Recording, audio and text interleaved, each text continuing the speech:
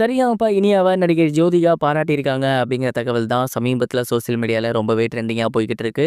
அது என்ன அப்படிங்கிற கம்ப்ளீட் டீட்டெயில தான் இந்த ஒரு வீடியோல நம்ம பார்க்க போறோம். சரிகமபா சீசன் 5ல நடிகை தேவயானி அவர்களோட பொண்ணு இனியா பாடிட்டு இருக்காங்க அப்படிங்கிறது நமக்கு நல்லாவே தெரியும். கடந்த வாரம் பஞ்சபூத ரவுண்ட்ல ரொம்பவே சூப்பரா பாடி அவங்க வந்து கோல்டன் பெர்ஃபார்மன்ஸ் வாங்கியிருந்தாங்க. இனியா அவர்கள் எடுத்து பாடியிருந்த பாட்டு என்ன அப்படின்னா, குஷி படத்திலிருந்து மேகம் கருக்குது அப்படிங்கிற பாட்டு தான் எடுத்து பாடியிருந்தாங்க. அந்த ஒரு பாடல் அப்படிங்கிறது ரொம்பவே சூப்பரா பாடியிருந்தாங்க.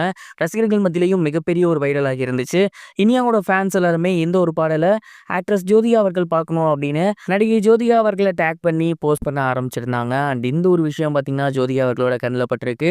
ஆக்ட்ரஸ் ஜோதிகா அவர்கள் இனியா அவர்கள் பாடியிருந்த அந்த ஒரு வீடியோக்கு பார்த்தீங்கன்னா லைக் போட்டிருக்காங்க.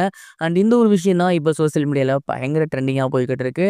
இதன் மூலியமா ஆக்ட்ரஸ் ஜோதிகா அவர்கள் இனியா பாடுறத பார்த்துருக்காங்க. அண்ட் அந்த ஒரு பாடல் பிடிச்சு போய் தான் அவங்க லைக்கும் பண்ணியிருக்காங்க.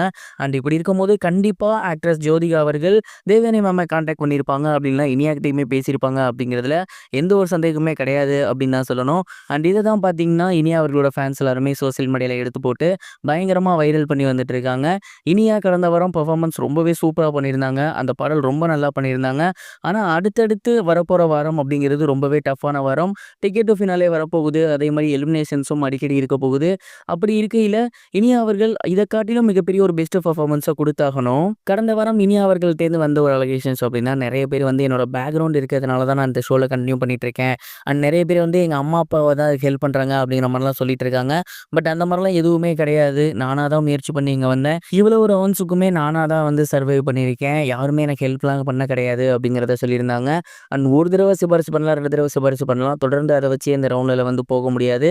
அதனால் அவங்க சொல்கிறது உண்மைதாங்கிற மாதிரி தான் நான் நினைக்கிறேன். இனியாவோட அந்த ஒரு ஸ்டேட்மெண்ட் பற்றி நீங்கள் என்ன நினைக்கிறீங்க? அண்ட் இனியா ஃபைனல்ஸ் போவாங்களா? மறக்காமல் கமெண்ட் பாக்ஸில் ஷேர் பண்ணுங்க.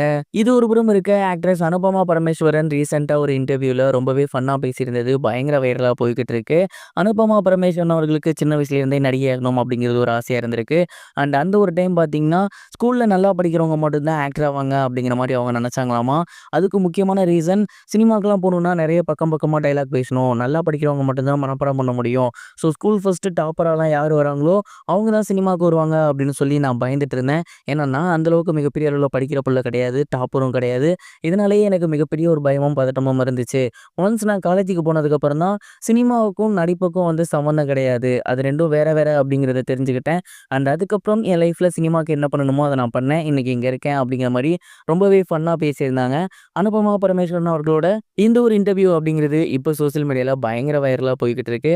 அண்ட் நிறைய பேர் வந்து அவங்களுக்கு கமெண்ட்ஸ் பண்ணி வந்துட்டு இருக்காங்க. அனுபமா பரமேஸ்வரன் அவர்களோட இந்த ஒரு தாட்டை பற்றி நீங்கள் என்ன நினைக்கிறீங்க? மறக்காம கமெண்ட் பாக்ஸில் ஷேர் பண்ணுங்க.